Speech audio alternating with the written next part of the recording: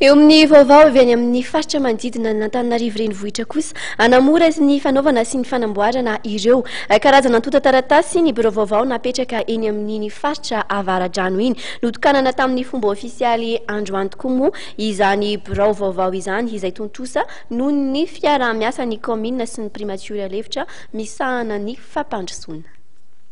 Androany zany ny fotoana anankiray anokanana ny birao district n'Antananarivo Avaradrano.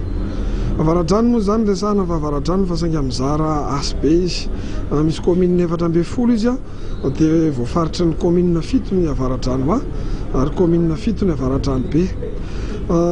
Tokanana Androany koa io domaine ana Avaradrano satria anisan'ny zavatra anankiray tsara sady mahafinaritra raha tsaka mahita ny olona amin'ny resaka fananantany.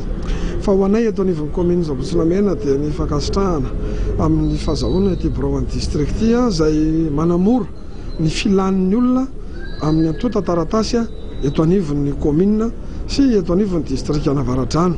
Ary mametraka ihany koa ny commune Zabotsinamena eo amin'ny toerana marenivohitra ny faritra Avaradrano azy dia hitako fa zavatra tsara sady mahafinaritra no ngeza ny fahazahoana foto-drafitrasa tahaka an'izao izay isaorana ny vice primature na Matsivola ny fanatanterahana ny birao district ary izahay moa zany teto amin'ny commune dia nanamora ny fanatanterahana ny fananganana ny foto-drafitrasa.